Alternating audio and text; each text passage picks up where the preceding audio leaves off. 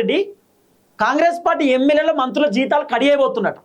Cut అంటే ఎట్లా కడియేస్తాడు ఏం కథ అంటే, ఇప్పుడు ఫర్ ఎగ్జాంపుల్ ఒక ఎమ్మెల్యేకి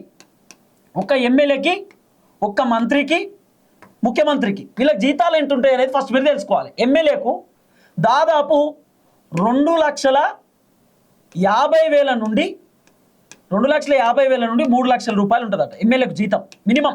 అన్ని కలిపి అలవెన్స్లు కలిపి, తర్వాత సెక్యూరిటీ అలవెన్స్లు కలిపి, తర్వాత ఆయన మెయింటెనెన్స్ కలిపి, ఫోన్ బిల్లు, పెట్రోలు, అన్ని కరెంటు ఇరెంటు, ఇంటికాడ బయట అవన్నీ కలిపి ఒక ఎమ్మెల్యేకు 2,50,000 నుండి దగ్గర ఒక 3 లక్షల దాకా జీతం ఉంటుందట అప్రాక్సిమేట్గా. ఒక ఎమ్మెల్యే జీతం 2,50,000 నుండి 3 లక్షల దాకా మీరు గూగుల్లో కొట్టి వస్తుంది. తెలంగాణ ఎమ్మెల్యే శాలరీ అని కొడితే అప్రాక్సిమేట్ ఒక 2 లక్షల నుండి 2,50,000 అప్రాక్సిమేట్ ఒక 3 లక్షలు. అంటే ఎంత కాదన్నా కూడా ఒక ఎమ్మెల్యే జీతం ఒక 2,50,000 రూపాయలు వేసుకోరి, 2,50,000 రూపాయలు అప్రాక్సిమేట్ వేసుకున్నా కూడా. అయితే ఈ 2,50,000 రూపాయలలో రేవంత్ రెడ్డి 50% జీతం కట్ చేయడానికి రెడీ అవుతున్నట్టు. ఎమ్మెల్యేకి వచ్చే జీతం 2,50,000 రూపాయలు అన్ని కలిపి అలవెన్స్లు అది ఇది అన్ని కలిపి దాంట్లో 50% కట్ చేస్తారంటే ఎంత కట్ చేయవచ్చు?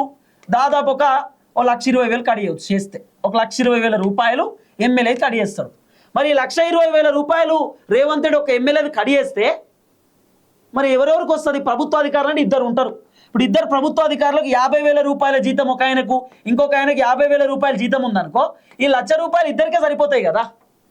ఎమ్మెల్యేల జీతాలు కట్ చేసినా కూడా పైసలు సరిపోవు ప్రభుత్వ అధికారులకు జీతాలు ఇవ్వడానికి, పథకాలు ఇవ్వడానికి. ఎమ్మెల్యేల జీతాలు కట్ చేసినా సరిపోవు.